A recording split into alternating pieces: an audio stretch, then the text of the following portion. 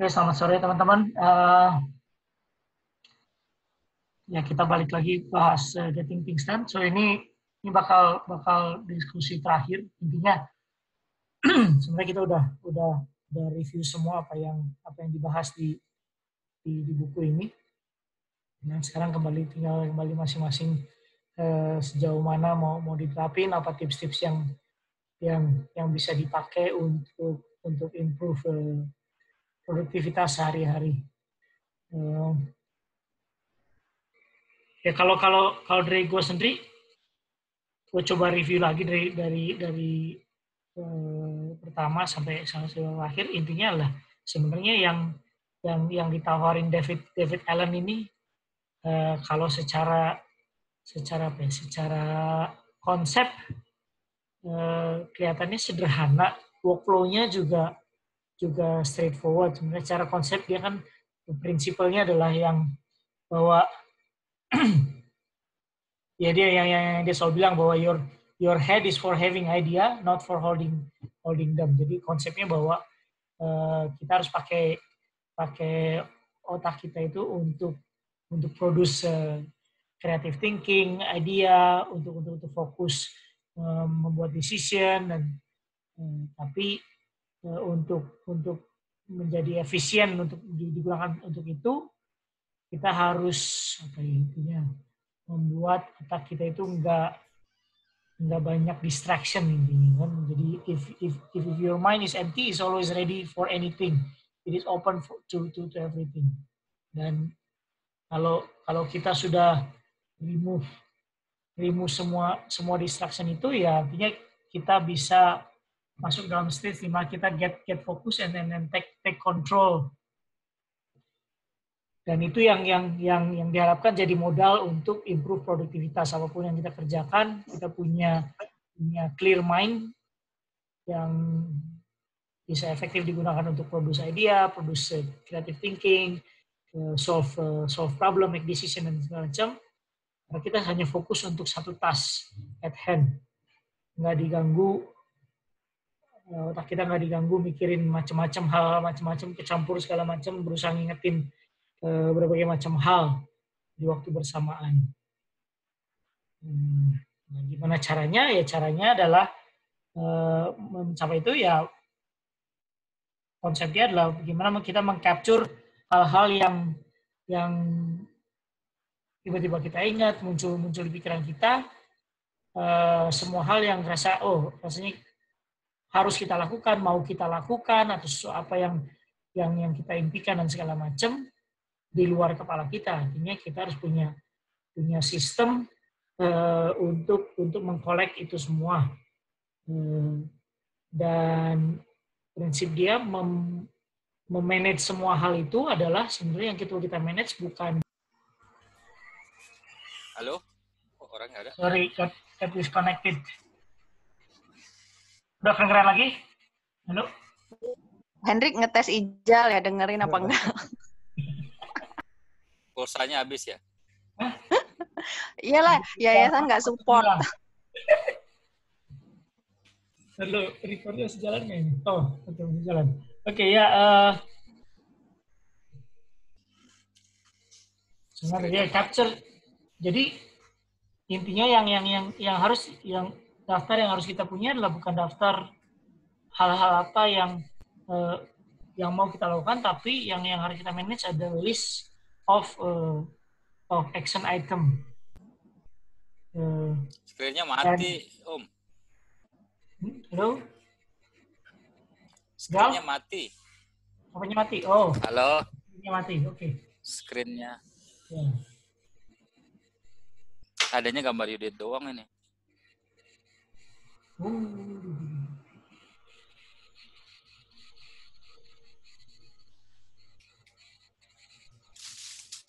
Nah, dulu.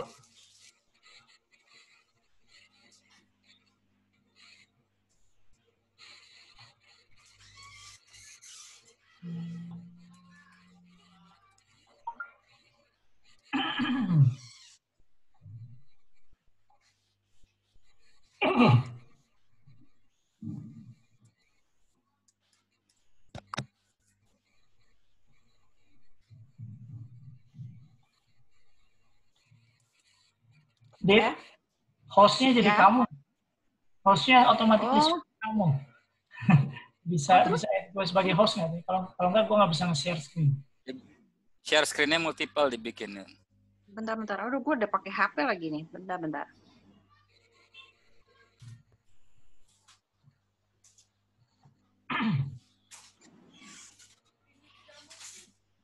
Oke, gue lanjut lagi ya. Terus intinya managing action adalah kita punya reminder system. Jadi artinya sesuatu yang tadi awalnya motivasinya adalah semua kita mau ngosongin apa yang di kepala kita, semua hal yang tiba-tiba muncul di kepala kita di load ke sistem yang kita percaya, apakah itu bentuknya Kanban board, task list di Outlook ataupun apapun lah yang pas buat masing-masing orang, yang pas buat kita sendiri sesuai setelah kita coba-coba. Nah, tapi intinya adalah sistem itu harus berfungsi sebagai reminder, artinya selalu merimain kita pada waktu dan tempat yang tepat. Nah, itulah kuncinya sistem ini bisa berjalan ketika memang kita punya sistem yang kita percayai, apapun alat-alat yang kita pakai, dan memang itu efektif untuk mengingatkan kita, oh ya, saat ini gue harus ngerjain ini. Oh ya, saat ini gue berada di jalan, gue harus ngelakuin ini.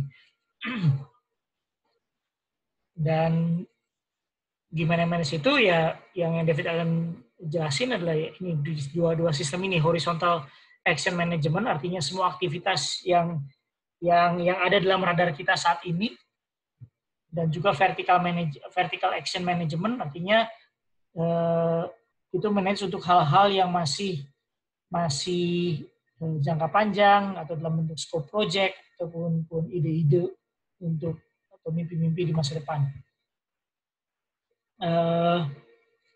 Kalau untuk horizontal, jadi main workflow-nya tetap aja horizontal action management ya, dari mulai kita collect stuff yang perlu our attention kita, apakah itu bentuknya physical, jadi kita punya physical basket, apakah itu kita collect dalam paper-based note taking, atau kita simpan di komputer kita, voice recording, email, dan segala macam. Jadi ada fase di mana kita mengkolek semua hal-hal ini, termasuk yang menarik adalah sebenarnya bagaimana kita regularly melakukan mind sweeping, artinya men-dig down. Kan kadang-kadang ada yang kita ingatnya minggu lalu, terus tiba-tiba keingetan, terus selanjutnya kita nggak follow up. Nah, ketika proses mengkolek ini, nanti kita mencoba mengingat lagi apa sih yang hal-hal yang harus kita lakukan. Mungkin karena kalau kita kadang-kadang masuk dalam jebakan ketika kita sibuk dalam apa yang kita hadapi di depan saat ini, padahal ada juga hal lain yang harus kita selesaikan, tapi itu kadang-kadang kita lupa ya, ini fungsinya ketika proses mengkolek ini semua, bagaimana kita kumpulkan semua hal-hal itu. Nanti baru setelah semua dikolek, baru selanjutnya diproses untuk menentukan apa yang harus kita lakukan. Ini larinya ke 8 buckets istilahnya, tergantung decision kita untuk hal itu apa yang perlu dilakukan. Selanjutnya setelah diproses juga kita perlu organize, bisa diorganize berdasarkan konteks yang berbeda, hal-hal yang bisa kita lakukan ketika kita depan komputer, ketika kita di jalan, ketika kita di supermarket, ketika kita ada di rumah, ketika kita ada di kantor. Itu adalah proses mengorganize supaya ketika kita berada dalam konteks tertentu, oh gue saat ini lagi ada di rumah nih, hal-hal apa aja sih yang harus gue lakuin di rumah. Itu kita bisa gampang kita bisa buka sistem reminder ini. Berikutnya, supaya sistem ini berjalan ya tetap aja harus direview secara regularly, artinya kembali lagi ke proses apa yang harus di breakdown lebih detail, apa yang harus diprioritaskan untuk dilakukan minggu depan dan segala macam itu artinya ke weekly review.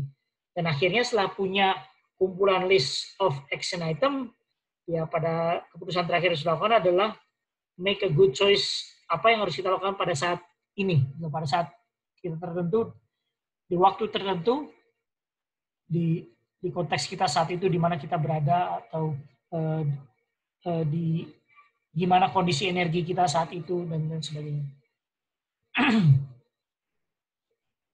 Jadi ya memang kalau gue lihat setelah baca buku ini kelihatan memang straightforward. Kita punya kumpulan, kita punya collecting stuff yang semuanya masuk ke basket. Sekali lagi apakah basket ini bisa physical ataukah catatan di komputer, di notebook, di board, dan apapun tool yang pas buat kita masing-masing. Selanjutnya ketika kita proses, ya kita buat decision ini apakah is actionable, yes or no. No bisa punya 3 pilihan, trash, someday, ataupun hanya disimpan sebagai reference. Kalau yes, apakah itu masih dalam bentuk project, artinya masih dalam bentuk terlalu besar, bukan direct action item, masih harus didefinisikan kembali. Kalau misalnya dalam bentuk idea ataupun project, berarti masih banyak harus di breakdown multi step action yang harus dilakukan. Kalau sudah jelas dalam bentuk action, kita bisa apply 2 minutes rule ini. Kalau misalnya bisa dilakukan dalam 2 menit, ya langsung do it saat itu. Kalau enggak, kita bisa apakah kita bisa delegate dan nanti akhirnya masuk ke waiting list bucket or waiting for bucket. Tentu aja ada action di mana ketika kita review ada proses monitor juga ketika untuk memperhatikan di waiting for bucket ini. Kalau enggak harus kita lakukan sendiri, ya either kita setup di kalender, apa kita harus lakukan pada specific time, specific hari, atau kita masukin aja ke next action. Jadi sesuatu yang ketika kita free kita bisa lihat, oke, gue udah selesai task ini, task selanjutnya apa yang harus gue lakuin, kita lihat next action, terus kita pilih satu dari list itu untuk dilakukan pada saat itu, pada saat waktu tertentu.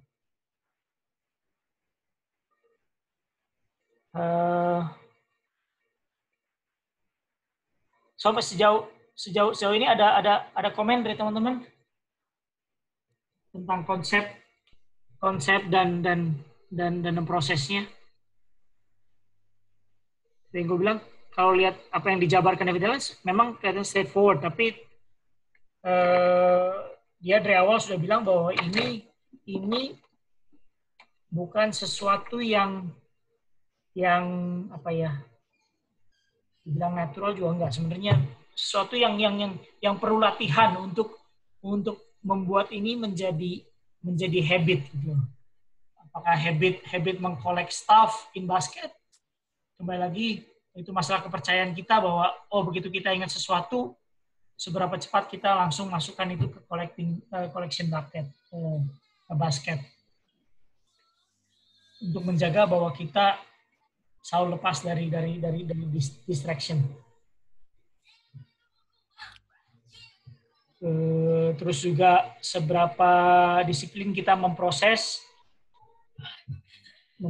dan juga pada akhirnya ketika sesuatu yang sudah dimasukkan dalam kalender, seberapa committed kita untuk disiplin melakukan task itu, dan juga seberapa efektif kita akhirnya memanage next action list ini. Silakan kalau ada komen dari yang lain.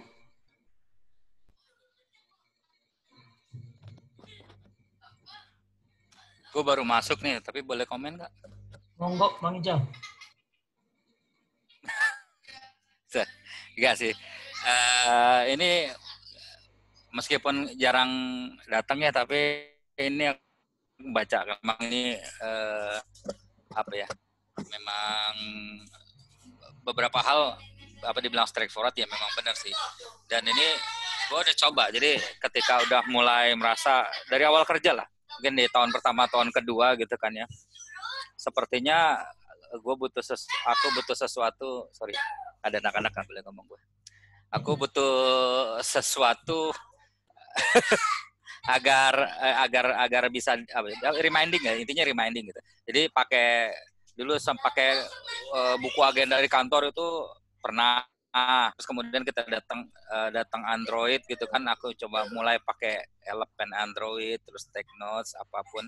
Sekarang akhirnya pakai Excel. Jadi intinya memang kan konsistensi.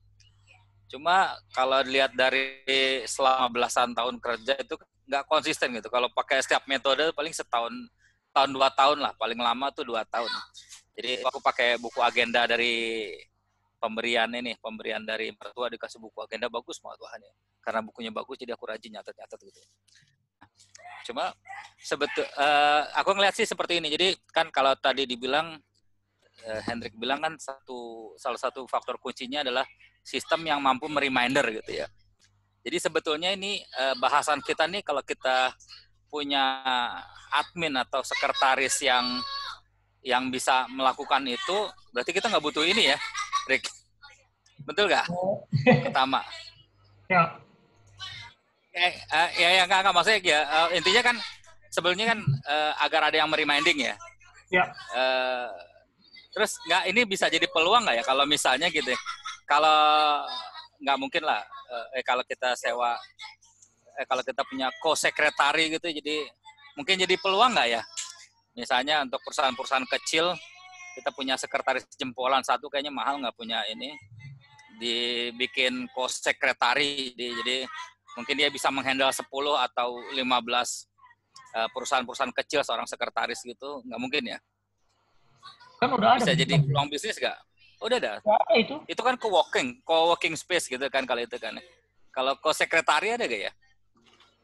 Ya, ada. Ada banyak jasa apa istilahnya virtual secretary, artinya dia kerjanya kayak special assistant gitu, tapi dia kerjanya jarak jauh. Banyak itu jasa-jasa gitu. Ya, ada gitu ya? Ada. Di Indonesia apa di luar? Indonesia kayaknya pada gue pernah nanya waktu itu kalau yang istri gue pernah pakai, dia runningnya dari India. Oh, India. Waktu itu gue cari ada nggak yang dari Indonesia supaya bisa bahasa Indonesia aja lah. Kalau nggak salah ada, gue nemu, tapi akhirnya gue nggak follow up lebih lanjut.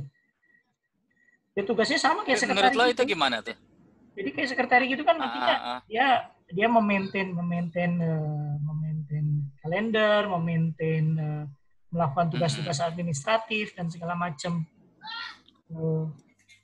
Kalau itu tugas-tugas itu semua bisa dilakukan secara virtual, apalagi sekarang bisa di-remind lewat banyak tool yang bisa meskipun dia nggak di situ, pokoknya tugas dia adalah memastikan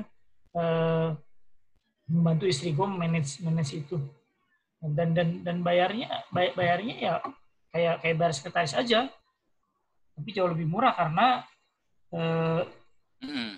si orang itu nggak cuma melayani istri gue aja kan, dia ngelayan banyak klien. Jadi sebenarnya sekretaris kita itu ya mungkin bisa jadi apa ya? Bisa sekelompok orang menginikan banyak orang gitu ya. Maksudnya iya sih, mungkin bisa jadi tapi di Indonesia belum ada ya kalau gitu ya. Ya ada, cuma ada apa sih gitu kan. Oke.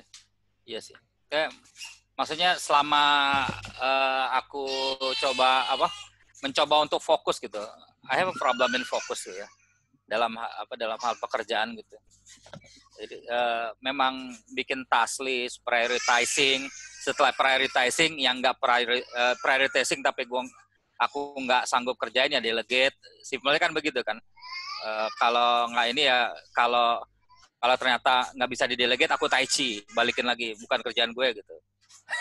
standar di kerjaan gitu. Tapi memang setelah itu baru dikerjakan. Memang flow-nya sama seperti yang ada di screen ini gitu. Cuma balik lagi getting back to the list itu sendiri udah merupakan problem buat gue gitu. Kadang-kadang malah bukunya hilang gitu. Ini apa nih? Oh. Ada nih, Virtual Assistant Agency Indonesia. Indonesia. Ya. Oh. Oke. Di Jakarta kok. Gandaria. Oh, menarik nih. Menarik. Oh, kapan lo udah tahu ini mengenai ini? Oh, udah lama ya? Sih, gua makanya gitu 5 tahun yang lalu. Waktu pas bisnisnya lagi sibuk-sibuknya, dia selalu lupa ini, lupa itu. Nggak ada waktu buat ini, nggak ada waktu itu. Jadi dia setiap hari ngasih reminder gitu ya? Ya bukan, ya ada pagi dia ngasih tahu gini. Ya kayak sekretari aja lah. Dia harus gini, terus menarik. Jam tertentu kayak jam tertentu tolong gue ingetin gue ini, dia yang ngubungin, tugasnya dia gitu aja. Terus ada juga yang level service-nya juga dia bisa melakukan tugas-tugas administratif kayak tolong bikin surat ini, tolong research tentang ini dan segala macam. Tergantung service yang lu butuhin untuk apa. Jadi intinya ya kembali lagi kan seberapa banyak sih hal-hal yang harus lu handle. Dan dari sini either lu bisa delegate ke yang lain, ya termasuk apakah sekretari itu bisa mengerjakan hal-hal yang ya sama ya kayak sekretari lah. Lu gua harus beli kado buat anak, ya. Bisa lu delegate ke sekretaris. Nah, virtual assistant pun gitu. Bisa tolong cariin dong di Amazon ini. Karena sih gue nggak ada waktu buat ngerjain itu, ya dia yang ngerjain. Tinggal nanti udah di shopping, dikirim kemana, tinggal nanti semua masuk tagihan bulan itu. Oh, rate-nya per bulan ya? Mahal nggak berarti?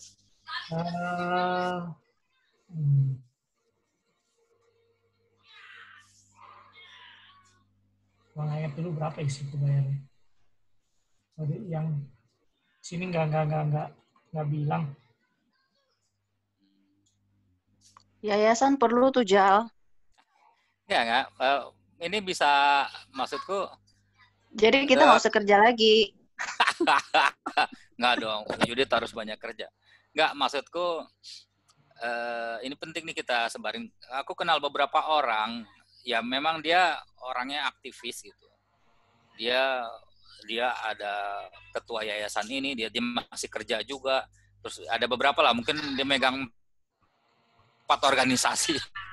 Mungkin bisa aku kasih tahu tentang ini, tentang dia ini. Ya, cukup. Ini, halo? Ada komen dari yang lain?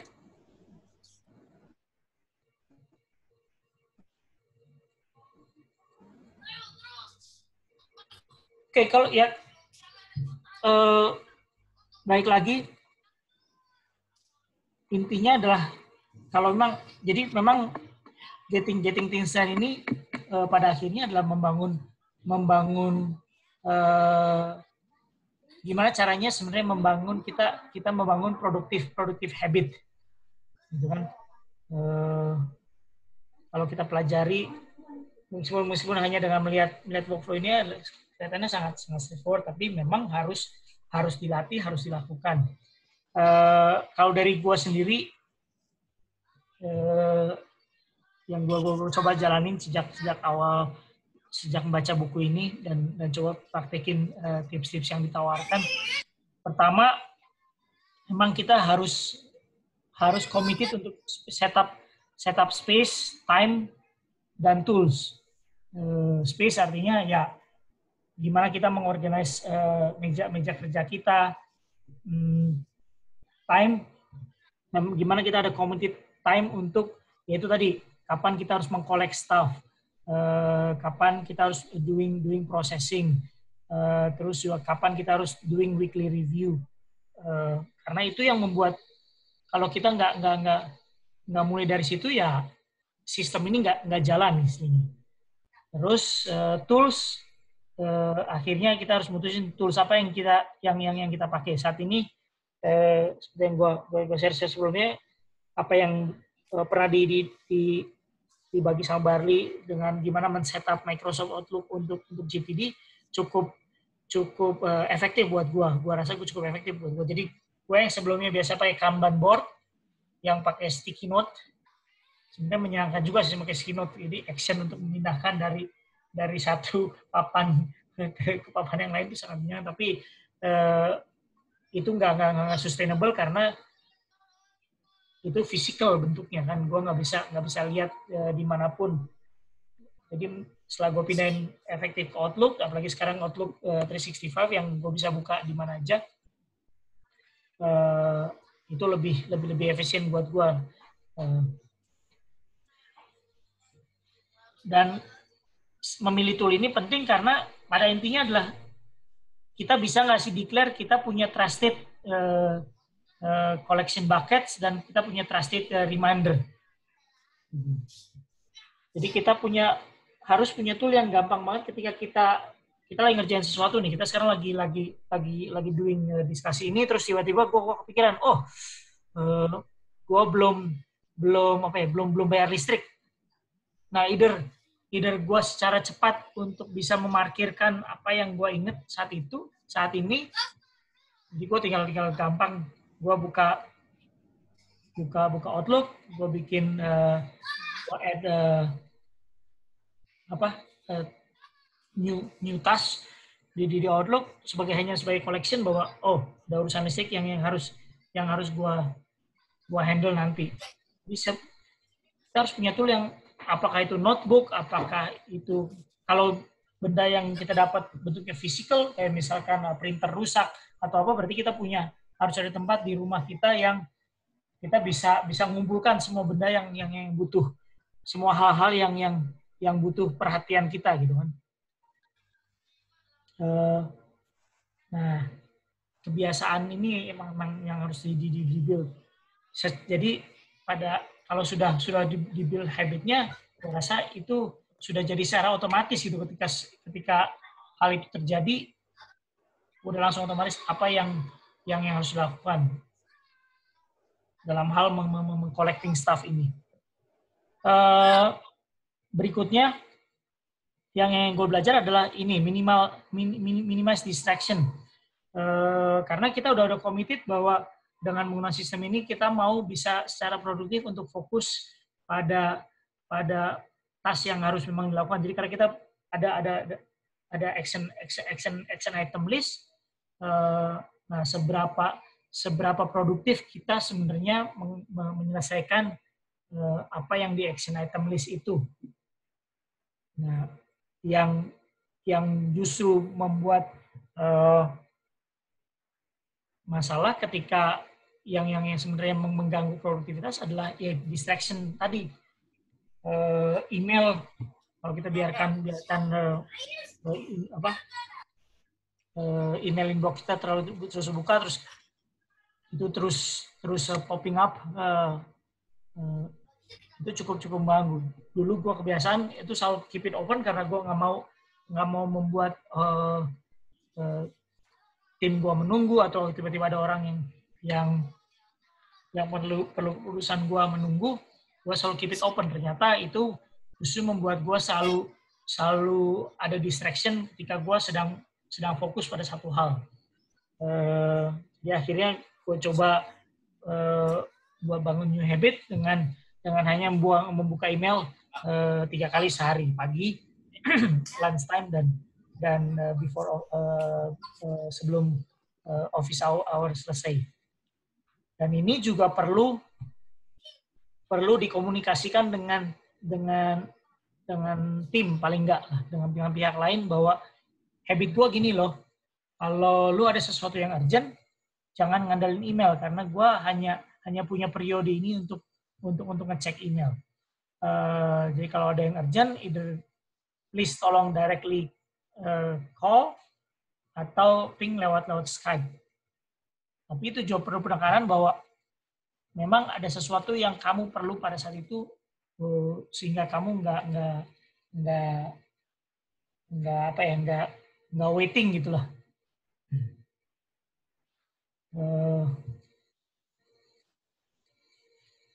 Sama juga dengan halnya manage dengan di sections yang lain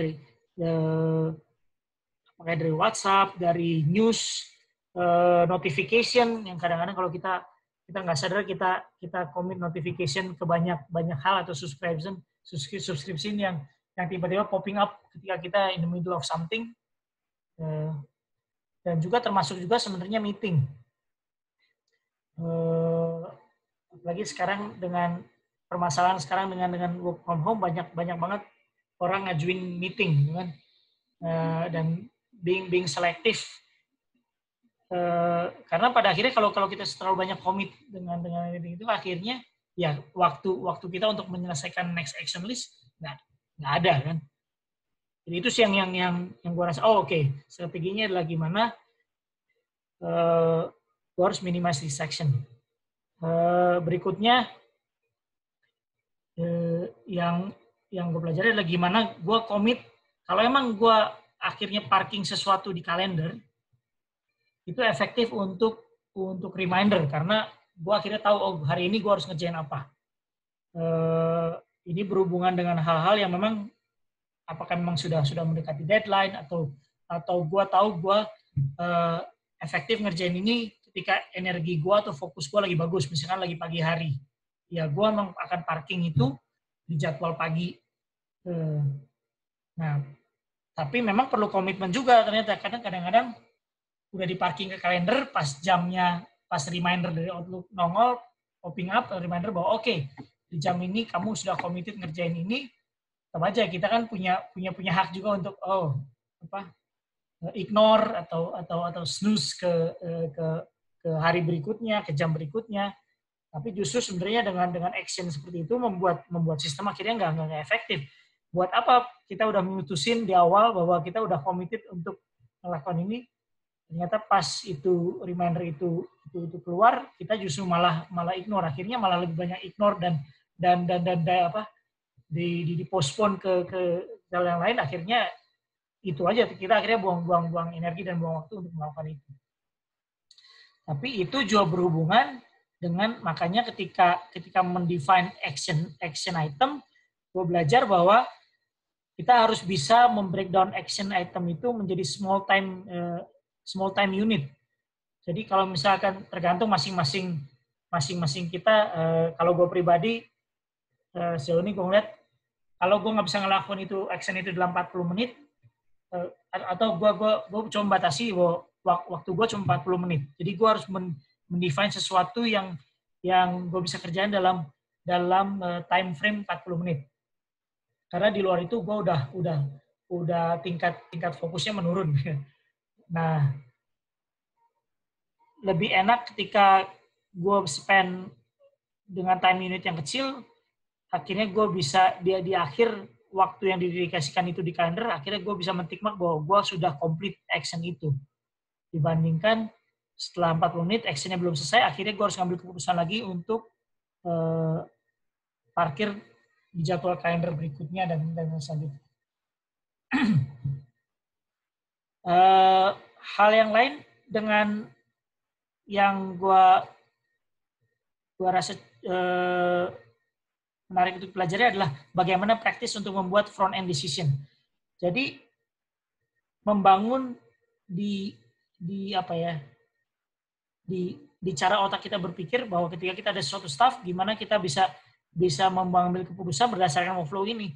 Tinggal masalah yes, no, masuk ke bucket yang mana,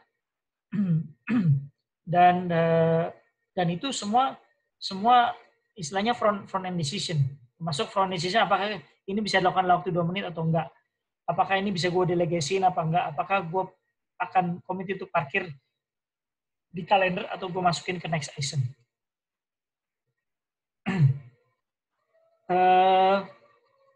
Berikutnya itu have trusted reminder. Ketika mengorganize, saat ini buat gue membagi action item berdasarkan konteks cukup efektif buat gue.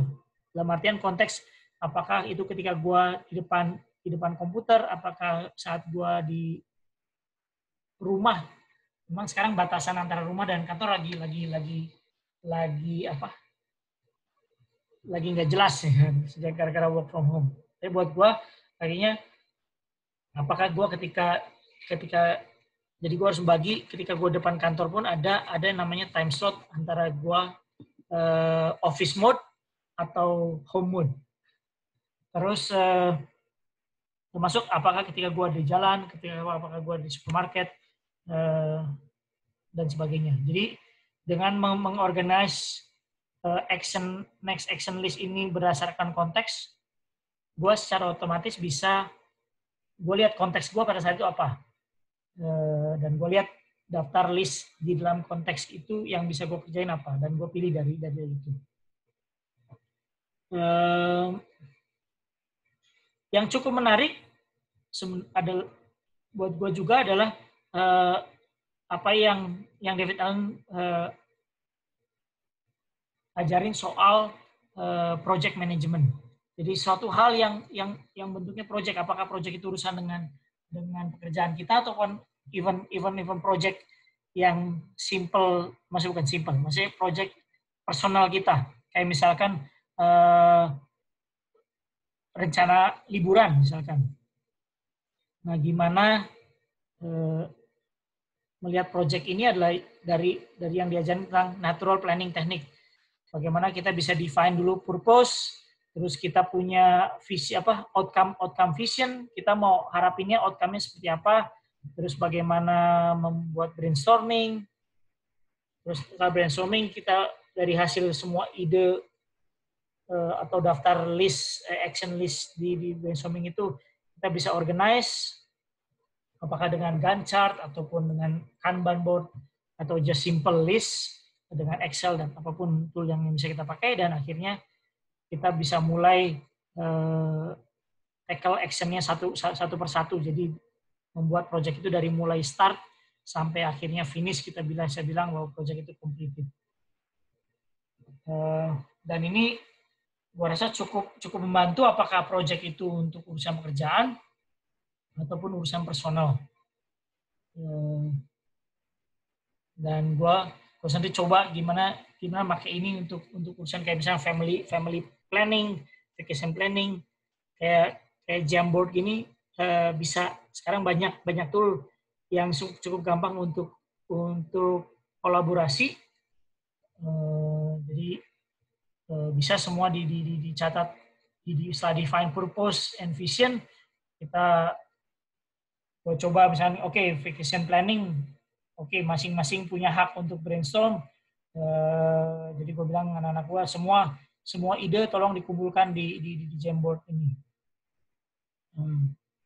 Nanti berikutnya baru gampang, setelah semua ide, semua orang merasa bahwa sudah menumpahkan idenya, baru selanjutnya bisa diskusikan ketika di organizing meeting atau diskusi conversation.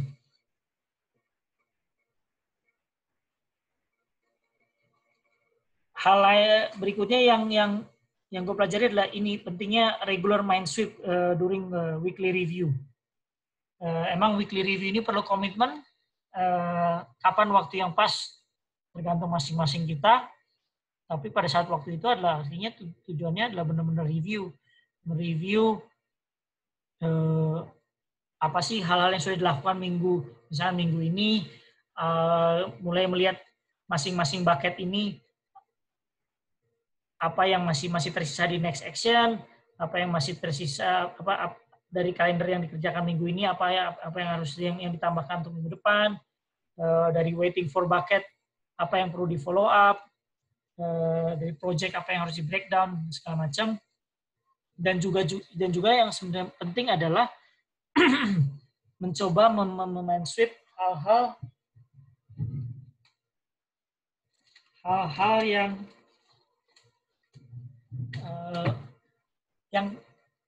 yang saat ini mungkin kita lupa atau muncul pop-up minggu lalu tiba-tiba aja kita diingetin tapi terus kita ignore, padahal itu bisa jadi sesuatu yang penting. Kalau mungkin teman-teman juga banyak yang punya tim di sini. Kadang-kadang kalau kita urusan dengan tim, kita kadang-kadang lupa urusan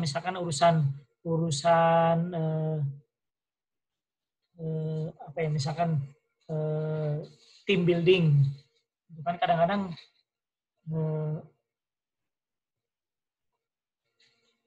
itu sesuatu yang sebenarnya perlu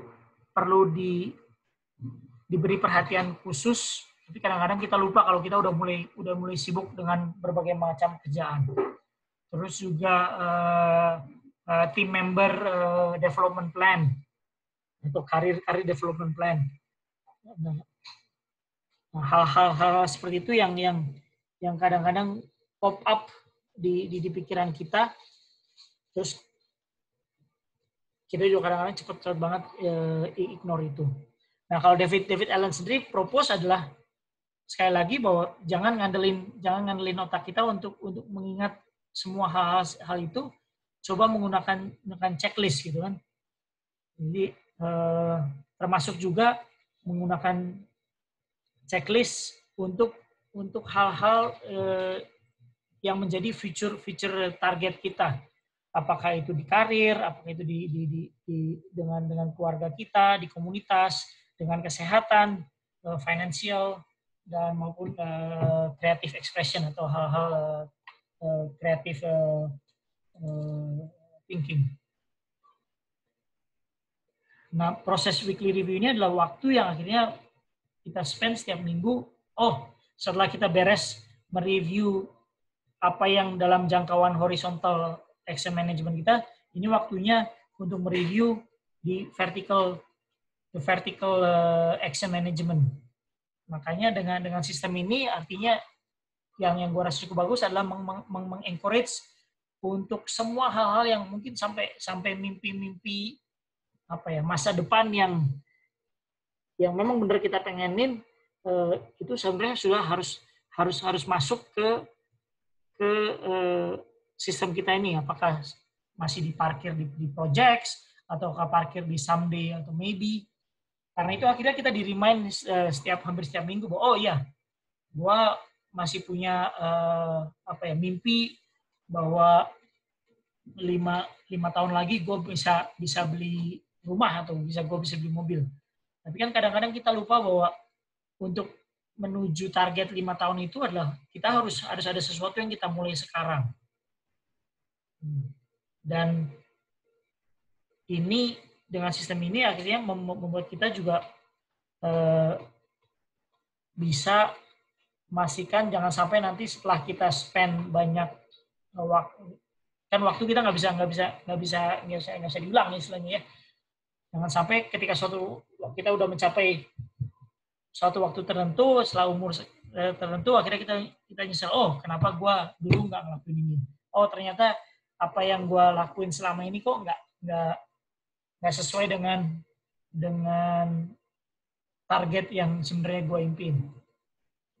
Jadi itu menariknya apa yang tahun development bukan cuman dealing dengan hal-hal yang persis di depan kita saat ini gitu, atau dalam keseharian kita.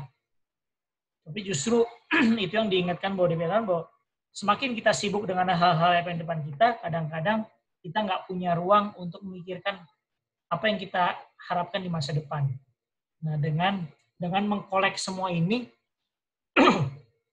dan melakukan weekly review, artinya kita bisa mencoba menyisipkan apa yang misalnya kayak project misalkan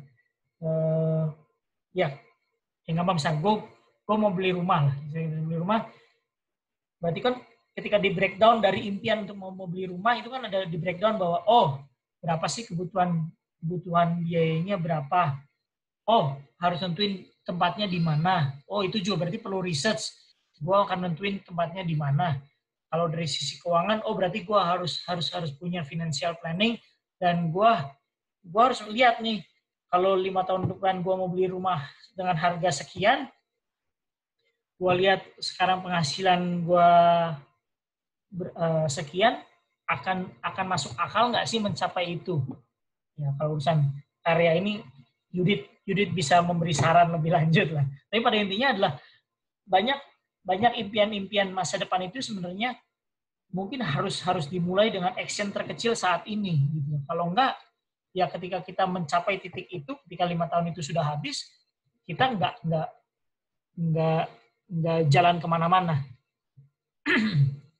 Dan itu yang ditawarkan David Allen dengan istilahnya dia bilang adalah big picture review, di mana kita berani untuk melist stuff in the future for the future, semua impian kita, dan memakai tool ini untuk memanage dream balance kita. Jadi jangan sampai setelah sekian tahun kita gua sepenuhnya fokus dengan karir, tapi ternyata dari sisi aspek-aspek yang lain yang sebenarnya gue pengen lakuin, akhirnya tidak kita nggak pernah ngasih allocated waktu untuk mengerjakan itu, karena ya itu ketika pop up di pikiran kita langsung ignore karena gue saat ini lagi sibuk, jadi gue langsung ignore ini. Itu sih yang kalau gue pribadi hampir berapa ini ya, hampir 2 bulan ya kita bahas Getting Things Done ini. Dan sekali lagi memang ini masih buat gue pribadi masih suatu habit yang harus terus dilatih. Ada komen dari yang lain atau ada dari yang lain yang mau sharing apa pengalamannya sejauh ini?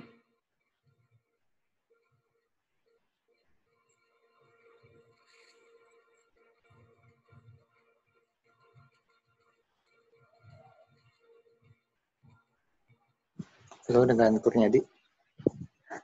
Ya, Om Kur. Ya.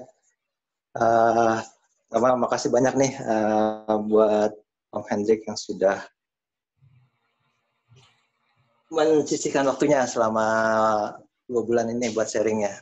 Banyak manfaat insya Allah yang bisa didapatkan dari sharing-sharingnya. Mungkin dari saya sharing dari apa yang saya lakukan ya buat list task. Jadi ya dari hasil diskusi ini coba mau perbaiki lagi cara melakukan pencatatan tugas yang harus dilakukan. Strateginya adalah gimana bisa lebih simple aja sehingga tidak menyulitkan pada saat kita mau mengakses maupun dari tim kita akses. Strateginya back to basic lagi, memanfaatkan file Excel yang di-sharing di online folder.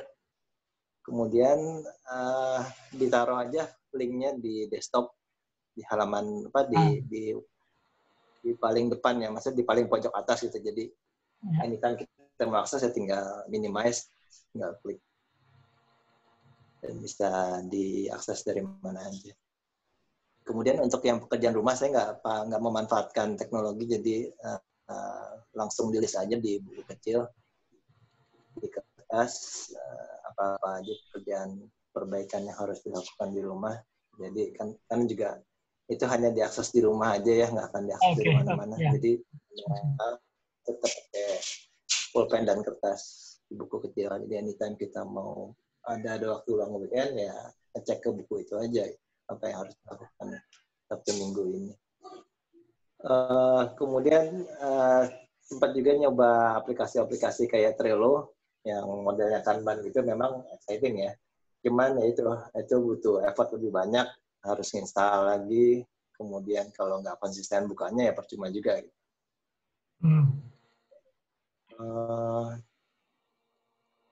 Yang lainnya apa ya?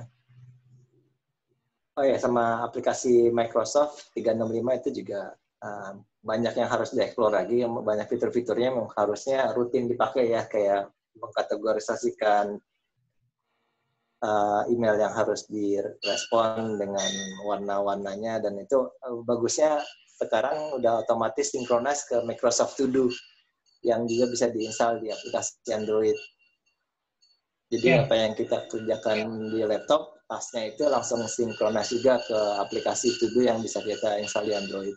Dan sebaliknya kita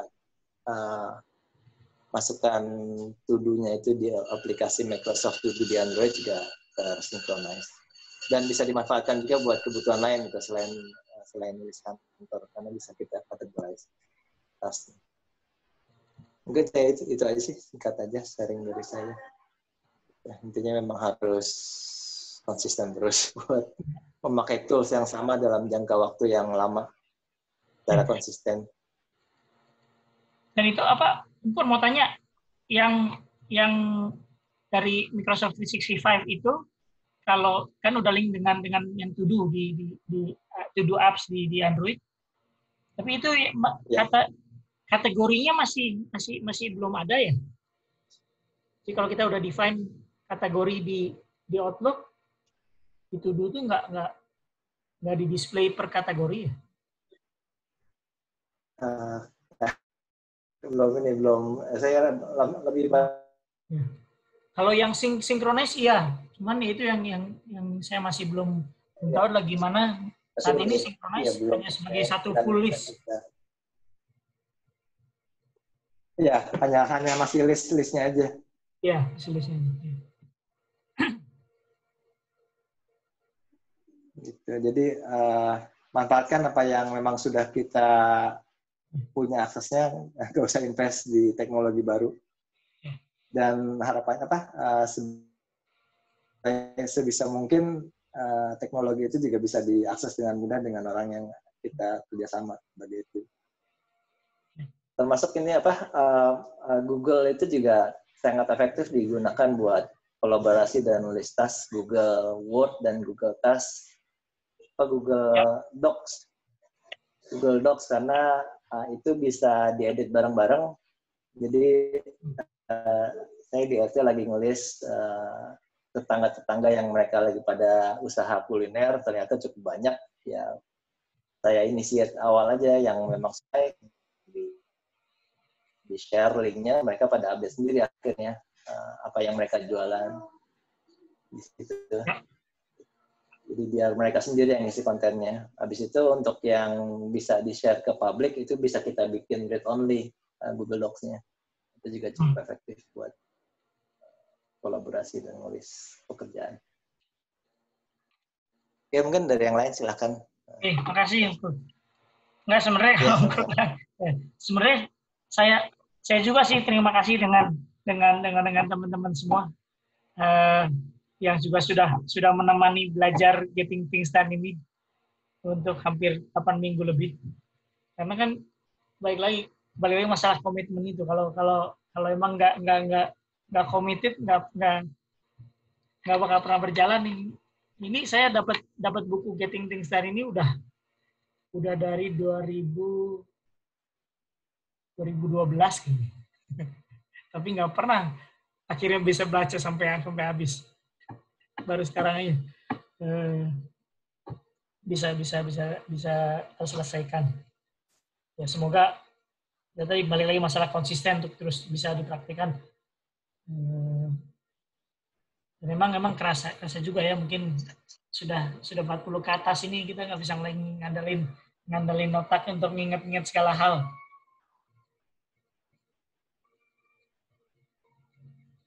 Rekomen dari yang lain?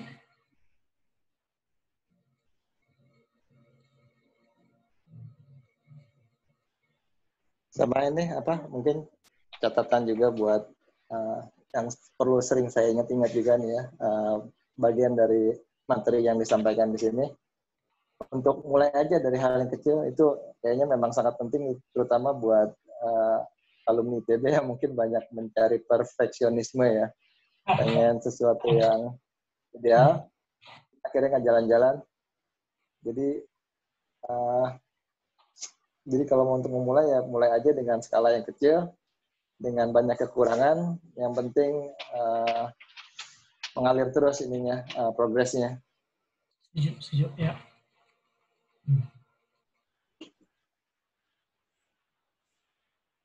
Dan dengan list ini juga sangat membantu bagaimana yang tadinya simple itu bisa menjadi lebih baik ke depannya. Ya, silakan. Ya, bener-bener banget, terutama ya ini saya melihat perspektif membuat sesuatu sebagai project gitu kan, masuk hal-hal kecil. Kadang-kadang kita punya keinginan apa ya, hal yang kecil, kita pengen apa ya, bikin kandang ayam misalkan gitu kan. Kadang-kadang nggak tahu ya, tadi banyak karena kita sibuk, kita di kepala kita, oh gue pengennya gini, sampai akhirnya kita sibuk mikirin terus, tapi akhirnya nggak memulai gitu kan. Dan apa yang kita tawarin dengan natural planning teknik ini sebenarnya cukup membantu juga untuk mencoba membuat dari suatu impian itu atau suatu ide yang tiba-tiba pop up yang kita inginkan di breakdown sampai pada akhirnya kita punya list of next action yang bikin apa yang kita mau itu berjalan dari mulai start sampai akhirnya terselesaikan. Nggak cuma sekali lagi hanya sebagai ide dan kita udah di otak kita sendiri apa ya, ngejelimet mikirinnya gitu, dan malah kita bingung sendiri, kita nggak tahu mulainya dari mana. Nah, pada akhirnya kita nggak nyelesain apa-apa.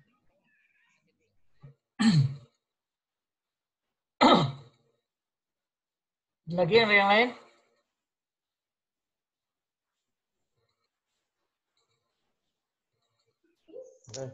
Rulin Indrik. Ya, Rul. Oh ya. Ya, pertama makasih banyak ya. Ini mungkin kan pertemuan terakhir kita bahas apa namanya getting thing dan ini ya. Masih banyak untuk Hendrik yang udah berbagi gitu ya. Dan juga sebenarnya memberi apa namanya ya, insight lah gitu ya, motif juga gitu. Memang yang seperti dikatakan oleh Kurnia tadi benar juga gitu ya. Kadang-kadang apa namanya, kita itu ya, saya pribadi pengalaman juga, sekarang juga ngalami ketika apa namanya kan fokus ke ini yang buat model simulasi gitu, tapi juga sebenarnya tapi masalahnya ini karena saya merasa apa namanya model saya masih kurang gitu ya, ini apa namanya publikasi akhirnya saya malah belum nulis juga gitu. Jadi kepikiran juga dari sama Kurnia juga itu masukannya. Jadi ya mungkin kita harus sedikit nganu ya, apa namanya, pandangannya lebih luas ya, mungkin jangan fokus ke satu pekerjaan saja gitu, dan kadang-kadang karena kita terlalu perfeksionis, yang lainnya yang penting juga akhirnya ketinggalan. Ini juga jadi pengingat bagi saya nih. Jadi mungkin nanti ya saya akan coba mulai nyicil publikasi gitu, nulis paper gitu ya, ini karena udah ada deadline juga gitu. Kemudian ya kemarin cerita tentang pengalaman mungkin Trello gitu ya. Trello ya kemarin udah coba saya aplikasikan untuk apa namanya proyek penelitian gitu dengan teman-teman S2 gitu ya. Ya mungkin kekurangannya karena apa namanya istilahnya kan kita buat tas per tas gitu ya, satu blok tugas gitu. Jadi memang dan apa namanya istilahnya feedback dari teman-teman yang lainnya itu keterlaluan memang kurang ini, jadi nggak ada komentar, nggak gitu ya. Ini juga kita evaluasi itu ya hanya saat di apa namanya meeting itu dua mingguan sih meetingnya gitu ya. Itu, dan kalau di Trello saya nggak dapat feedback sama sekali juga, akhirnya saya terpaksa japri gitu ya. Jadi memang mungkin juga habit juga gitu, kebiasaan juga, pembiasaan gitu ya. Kalau seandainya kita pakai apa namanya tool-tool seperti itu gitu, akhirnya basic kembali ke basic lagi lewat WA, ingatin gitu, kita tanyain gimana perkembangannya. Kemudian mungkin memang apa namanya pekerjaan bisa berbeda-beda lah ya, mungkin apa namanya model pekerjaannya Hendrik dengan Kurniadi ataupun dengan Berta, Yudit dengan saya beda-beda gitu. Jadi mungkin kalau saya tuh email itu nggak terlalu penting gitu ya, karena memang apa namanya tidak bersinggungan langsung dengan saat ini gitu ya. Sebagai mahasiswa S3 itu kan nggak jarang bersinggungan langsung dengan entitas luar lah. Jadi sebenarnya lebih ke aku gitu ya. Jadi kembalinya ke saya juga gitu. Harus ngatur apa namanya ngatur bagaimana progres harus ditetapkan, target-target gitu ya. Nah ini yang paling penting malah kalau saya lihat sebenarnya di manajemen waktu gitu. Manajemen waktu ya mungkin kayak Kanban board itu ya yang paling penting sih sebenarnya kalau menurut saya karena memang ini terus terang work from home ini jadi agak berantakan gitu ya. Berantakan sama membagi waktu dengan anak-anak gitu ya. Tapi akhirnya juga kepikiran, anak-anak juga akan saya terapkan juga model Kanban board gitu. Ya, sebab saya lihat sekarang ini kok yang belum teratur juga gitu ya, apalagi ini udah mau masuk sekolah ya, mungkin kemarin agak dimaklumi karena istilahnya kan masa liburan juga gitu, tapi mungkin minggu depan ini udah mulai masuk sekolah, jadi harus mulai diterapkan gitu ya metode apa namanya manajemen waktu dan juga ini apa namanya kayak bagaimana harus mengatur apa yang dikerjakan gitu ya, begitu sih. Atau mungkin saya juga sebenarnya pengen dapat informasi dari teman-teman kalau untuk anak gimana sih gitu ya, kira-kira untuk penerapan ini dari cara yang paling sederhana yang bisa diterapkan gitu, mungkin ada yang pernah melakukan atau ada pengalaman gitu. Ya begitu aja dulu deh. Terima kasih.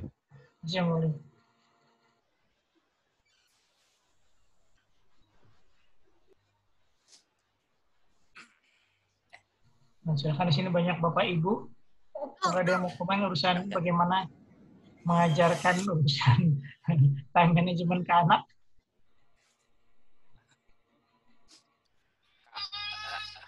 Boleh ini sedikit nggak? Aku kemarin ikut webinar parenting, tapi cuma yang aku ingat cuma 2 hal sih. Kalau di bawah umur 10 tahun, kalau udah di atas 10 tahun, baru boleh dia dikasih timeline yang lebih panjang, sebulan, 2 bulan gitu ya.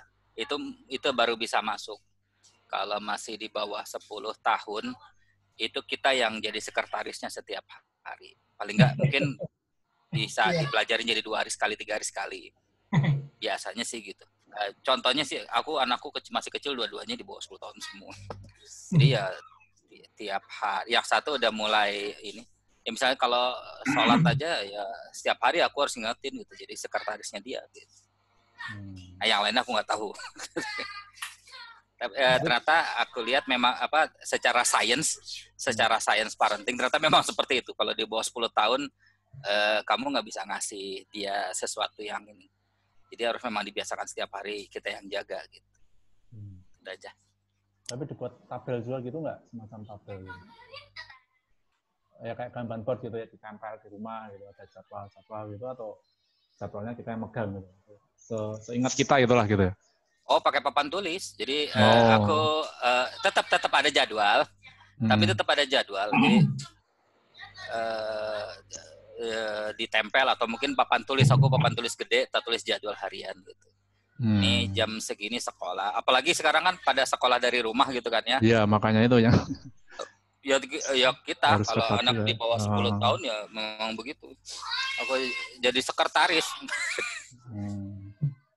Ini mas anaknya SDIT ya? Iya. Selamat kok. Ya gitulah. Oke. Kalau yang lainnya mungkin yang agak gede gitu mungkin punya. Wah, anakku belum gede. Anaknya Hendrik tuh udah gede. Ya kemarin ini saya tadi kan nyoba ada tugas dari sekolah kan, anakku yang 11 tahun gitu ya, untuk nulis istilahnya jadwal harian itu, ternyata ditulisnya nonton YouTube, game, sholat, nonton YouTube, game, sholat. Tapi gitu, aduh, nah ini kayak, wah ini harus rencana mungkin hari ini atau besok nganu lah, ini mau buat jadwal bareng lah gitu kayaknya. Kok kayak gini banget, malah gini mau masuk sekolah. Aku diajarin sama ininya, ini Mas apa? Kita diskusi. Jadi maksudnya itu keputusan bersama. Kayak nih ya, bundanya sih aku nonton aja. Karena yang pinter bundanya kan. Jadi jam 7 segini ya, setuju nggak? Setuju, catat. Nanti setelah itu jam 9 segini, jam begini ya, catat. Nanti jam 12 makan, habis itu sholat. Ya, setuju, catat. Jadi kita tinggal ngingetin ini udah jam segini gitu. Gitu. Kayaknya paling sulit penegakannya gimana nih? Kalau penegakannya ya kayak diri kita sendiri ya, kita kan juga kadang ya apa namanya ngelanggar juga gitu ya. Gimana tuh? Ngingetin aja ya? Ngingetin langsung udah jalan atau gimana? Gitu. Kalau aku sih dipaksa ya, bisa kalau masalah masih minta gaji.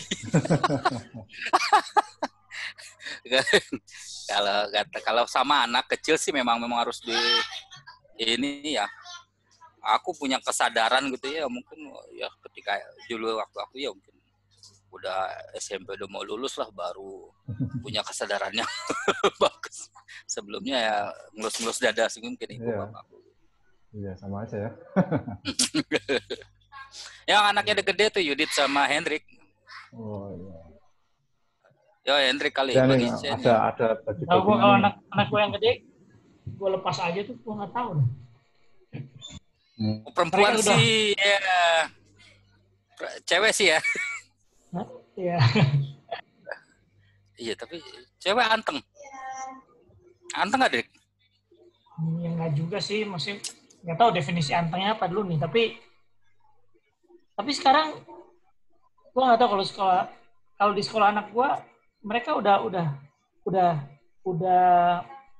banyak juga dilatih untuk hal kayak gini ya, pengambilan keputusan, time management dan segala macam. Karena kan kalau sekolah anak gue kan mereka ada kayak mereka bisa decide untuk setiap pelajaran itu mereka mau attend class atau self-directed learning.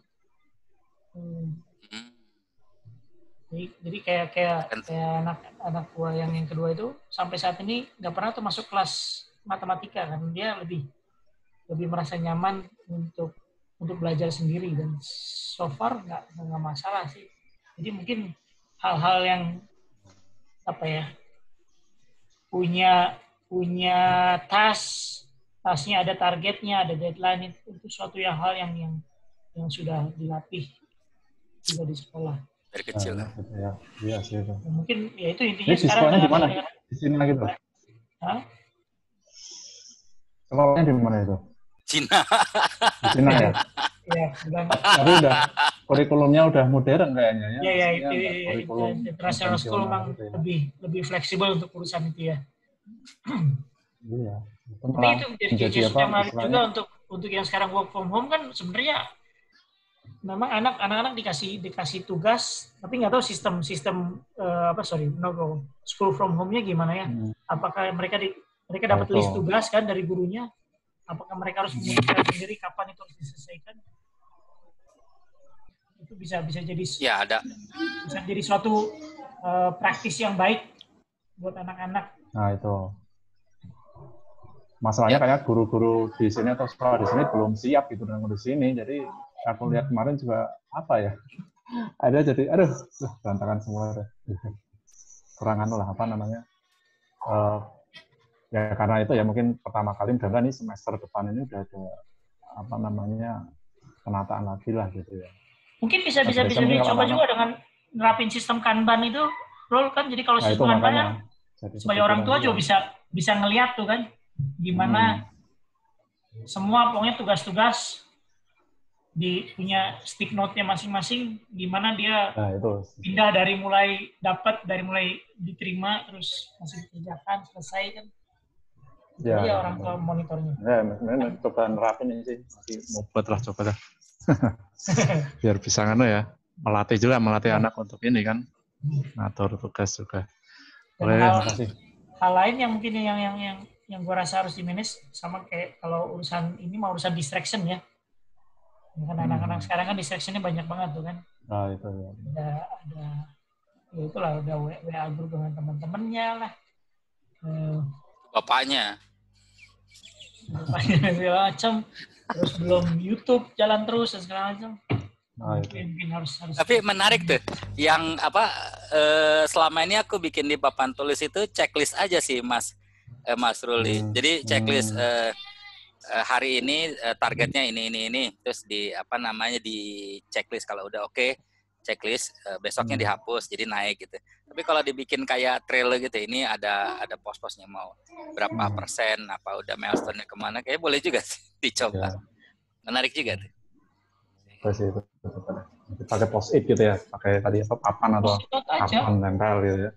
Ya, lepas tempel kan pindah. Kayak infografik kan gampang lihatnya. Oke deh. Kasih reward, Rul. Reward? Oh gitu. Ya. Kalau gue kasih reward. Jadi misalnya gue bikin 1 bulan, gue print kan kalender. Kalau memang beda anak, beda ini sih ya, responnya ya. Kalau anaknya memang semangat, rajin, ya dia semangat ngisi. Jadi gue kasih kalau misalnya dalam 1 minggu itu dia lakukan aktivitas yang wajib dia lakukan, gue kasih hadiah mingguan gitu. Mingguannya ya kadang-kadang cuman biskuit atau apa yang dia suka lah gitu kan. Terus kalau 1 bulan penuh, gue kasih hadiahnya agak lebih gede. Tapi gue kasih punishment juga, kalau terutama yang gede ya. Anak gue yang gede yang mau 14, kalau dalam 2 hari dia ada bolong, handphonenya gue ambil gitu. Oh ya, sebenarnya karena galaknya itu sih. Ya, sip. Itu kayak kurang galak nih gue. Karena galaknya itu kan bukan rewardnya. Udah gede gue bingung. Kan apa yang dia paling takutin kan? Dia nggak bisa pegang handphone kan kalau udah gede. Ya udah 2 hari bolong misalnya, ya gue ambil handphonenya aku gitu. Tapi masalahnya sekarang ini apa namanya, handphone itu jadi penting ya buat anak ya. Soalnya mereka komunikasi dengan gurunya gitu lewat handphone jadi susah juga. Iya. Makanya, itu kemarin kan pas liburan kan. Makanya, jadi karena dia takut kehilangan itu kan dia jadi isi gitu kan. Dia nggak akan mungkin bolong tuh 2 hari gitu. Diambil handphonenya, diambil handphone bapaknya. Enggak lah, kan beda isinya Jal gitu. Oke, sorry terpaksa gue cut nih, udah 5:30. Ya, balik lagi getting this done, itulah yang ditawarin David Allen dengan workflow dan tips-tipsnya. Silakan selamat mencoba, semoga bisa bermanfaat tips-tipsnya untuk membuat kita masing-masing makin lebih produktif di keseharian kita. Berikutnya yang mau gue tanyain selanjutnya adalah kita mau lanjut dan kalau mau lanjut mau buku apa yang mau kita baca bersama, kita diskusi bersama. Ada yang punya usul, barangkali ada buku yang tahu menarik dari dulu, tapi nggak pernah sempat punya waktu artinya untuk baca. Yang diusulin si Denny itu gimana, Hendrik? Ini usul apa ya? Mungkin. Denny buku sejarah. Buku Kindin. Sejarah. Lu aja tuh. Buku sejarah. Nanti coba gue tanya dia ya, dia mau nggak jadi itunya gitu. Jadi hostnya. Bebas aja sih ke motivasi awal dari reading club ini kan sebenarnya adalah ya, belajar bersama dan topiknya bisa apa aja. Dan itu bisa, yang penting bisa dimulai aja dulu. Nanti kita bisa bareng-bareng ambil keputusan setiap saat apakah kita mau terus lanjut ataukah kayaknya sudah nggak menarik atau terlalu berat, akhirnya stop terus ganti buku lagi. Itu fleksibel aja sih. Hendrik ada itu nggak? Ada usulan buku lagi? Bukunya menarik kalau Hendrik. Itu waktu itu udah ada listnya tertarik kan? yang buku yang lu pernah usulin jangan. Tapi gue kalau disuruh presentasi gue gak bisa. Itu buku gue baru baca 3 hal. Tapi kayaknya udah ini. Iya maaf. Ya. Ini buku sebetulnya menarik. Aku, iya maaf Bang. Aku baca 3 bab gitu ya. Terus menarik tapi udah gak ada kesempatan lagi. Kalau suruh bikin presentasi aku bingung mau ngapain. Ini keren sih. Aku salah satu fondasi dari behavior economic gitu. Simple. Enggak, selama ini setelah apa yang lu baca, hasil akhirnya apa sih? Jangan kalau yang bisa kita dapat dari buku ini? Kalau aku ikutin ini apa sih? Jadi gimana ya? Menarik ini. Jadi dia bisa meramu beberapa perihal-perihal. Sebetulnya diambil oleh beberapa marketing inilah. Misalnya the power of free gitu. Semua orang tuh kalau udah ngomong free gitu kan, pasti ini. Nah itu dia berhasil membuat eksperimen gitu. Jadi dia tuh semua buku-bukunya si Dan Ariely ini berdasarkan eksperimen semua gitu. Aku sampai punya 3 buku-bukunya dia, tapi 2 dipinjam orang nggak, yang akhirnya ada nih ini doang. Ini juga karena aku udah nggak ada yang minjemin gitu. Jadi gimana ya? Semua eksperimen. Membantu kita lebih memahami diri kita sendiri gitu ya. Memahami. Bukan. Kenapa? Kenapa selama ini kita bagaimana kita dimanipulasi tanda kutip? Kenapa? Gimana coba. Iya, kita lebih menyadari akhirnya ketika kita ngambil keputusan tuh apa sih yang bisa mempengaruhi kita gitu. Dan kalau kita semakin aware dengan hal-hal yang mempengaruhi keputusan kita bisa semakin lebih bijak lah istilahnya mengambil keputusan gitu ya. Ya, kalau idealnya sih gitu. Tapi memang selama ini, dan ini memang kelihatannya ini buku lama, kelihatannya udah dipakai. Aku juga baca buku ini lama ya, udah tahun berapa ya, 2013-an, 2014-an. Tapi kelihatannya ini udah dipakai di beberapa marketing. Contohnya yang ketika kita baru buka buku halaman awal itu yang kamu itu, Drik, kamu pernah forward ke aku. Ya. Orang kalau mau beli sekian $100 cuma digitalnya doang gitu. Nah itu dia berhasil menganalisa menarik pelajarannya, terus hipotesa, terus dibuktikan dengan ininya dia, dengan eksperimennya dia gitu. Jadi setiap bab ini dia punya hipotesa, terus eksperimennya kan dia kan ini ya, dokter ya, profesor ya. Jadi dia semuanya tuh sama dia dianalisa dengan dibuktikan dengan eksperimen dengan sederhana.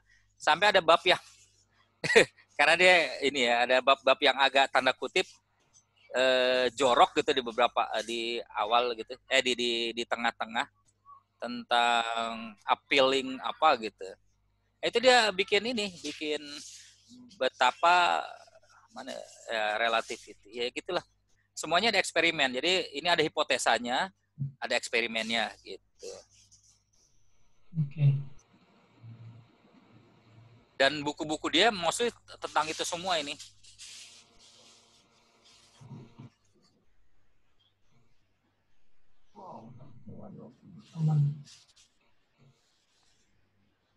Usul aja atau mau dipilihin chapter yang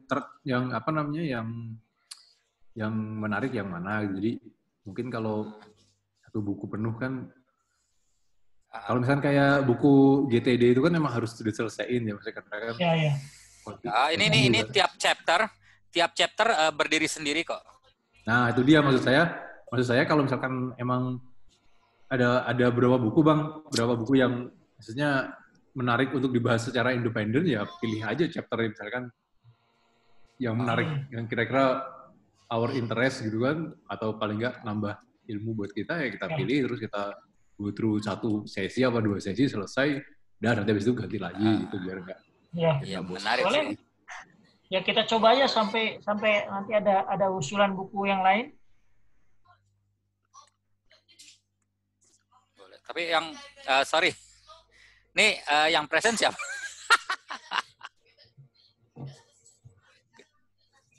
Lu aja dulu Jal, bisa nggak Jal? Dari apa yang Bikin. lu kan udah baca chapter awal. Tapi maksudnya menarik kesimpulan atau pelajaran dari tiap babnya itu aku nggak kayak Hendrik ini sih, kayak kemarin tuh bikin GTD itu sampai kayak begitu. Enggak, maksud gue ya makanya sebenarnya tujuan awal Reading Club adalah sebenarnya host itu hanya melis bullet item topiknya aja, dan ya kamu give a short kesimpulan yang kamu tangkap dari pemahaman lu dulu gitu kan. Nah, itu sebenarnya nanti berikutnya itu yang membuka diskusi. Orang lain punya pemahaman yang sama nggak nih setelah baca bagian bab tertentu. Maksud gue lu nggak harus. Karena maksudnya gini, kalau aku baca nih, aku udah baca, aku terangin intisarinya yang aku dapat dibanding Om Berta yang ngambil gitu, bisa jadi lebih ini. Karena kan setiap buku kan kayak begitu kan, yang mengambil pelajaran lebih banyak. Betul. Ya udah. Nggak masalah sih kalau menurut saya ya. Maksudnya justru nggak masalah sih kalau menurut saya.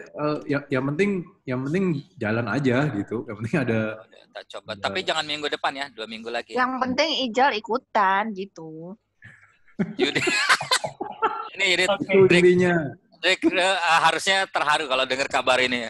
Tiap minggu loh, jam 3:30 tiap hari Sabtu nih, jam-jam segini tuh dia pasti WA sambil kasih pentung-pentung apa segala macam. Ijal ikut. Sorry lagi di mertua, bro.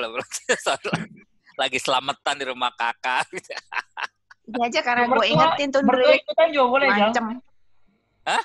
Mertua ikutan juga Justru tahu nggak? Karena aku tertarik sama buku-bukunya si Dan Ariely ini, itu aku sempat kemarin kan ngomong, 2 tahun lalu aku mau ngomong, Pak, ya gimana ya kalau aku tesis mau ngambil behavioral economic gitu. Ini aku punya beberapa, ini bagus karena ada eksperimen. Itu yang kayak di WA tuh dia ngomong nggak ngomelin, tapi secara halus sih dia ngomong, cari yang gampang aja kata dia gitu. Tapi cuma menarik ini, aku saking baca bukunya, saking tertariknya sama buku ini, aku sampai tadi mau ngambil tesis. Kamu mau selesai tahun berapa? Kata dia gitu. Iya deh, cari yang gampang deh ya. Jal, ya udah gini aja. Kita saat ini kita plan untuk 2 minggu ke depan. Sabtu 2 minggu lagi. Lu sekarang dari yang udah pernah lu baca, pilih deh satu chapter yang mana yang mungkin menarik untuk dibahas sesi awal. Ya kan? Ya udah. Boleh. Lu kasih tahu. Ini yang chapter 5. Ini chapter 5 yang aku bilang. Tapi ternyata nih ada Kurniadi nggak tadi? Masih ada nggak? Kur. Chapter 5. Nggak serius. Ini aku baca. Sorry. Why hot is much hotter than we realize. Nggak, ini bagus. Kalau kita agak sedikit terbuka, the influence of arousal. Jadi dia bagaimana ketika ada anak gue lagi. Ya ada anak gue. Ya ketika kita sedang merasa feeling itu, kita bisa dipaksa melakukan banyak hal gitu. Jadi oke. Ya kamu nggak usah deh. Lo baca aja deh. Iya. Udah cukup. Ya pokoknya jadi exam saat ini kita akan plan untuk Sabtu 2 minggu lagi. Lo propose 1 chapter. Oke. Terus nanti pas hari hanya ya lu cuman keluarnya bullet point, terus kita saling tukar persepsi lah. Iya. Oke, siap. Oke deh. Okay. Aku baca sambil yang lain juga kalau ada usulan buku tolong disampaikan, nanti kita bisa bahas di grup. Termasuk itu juga dia tanyain siapa? Denny. Mungkin menarik juga sih sebenarnya. bahas histori juga. Kalau mau bahas sejarah, sekalian tuh mending diduetin, Rick, Denny sama si Irfan. Jangan, lu udah bikin orang left juga dasar masih maksa. Enggak, sorry. Ya masih agak susah. Tergantung sejarahnya sejarah apa aja. Iya, lu orang jadi malah kontradiksi. Ya, tapi sejarah ya udah dan tadi lah nanti aja bahasa panjang ini. Ya udah oke. Ya. Besok ini ya. Kalau model Irfan mungkin lebih baik diundang untuk presentasi aja. Iya, webinar gitu ya. Langsung dia bisa cerita apa yang selama ini dia pelajari, itu menarik juga sebenarnya sih. Apa yang dia bisa pelajari. Tapi ntar Fitri marah-marah lagi. Oke. Kalau gitu kita stop aja. Enggak, kakak gue namanya Fitri Asari Yudit. Ya, kita tutup aja untuk sore ini. Makasih teman-teman. Selamat mempraktekkan. Makasih Om Hendrik. Semoga hari-harinya semakin lebih produktif. Oke, bye. Terima kasih. Thank you. Yo. Terima kasih semua, Hendrik.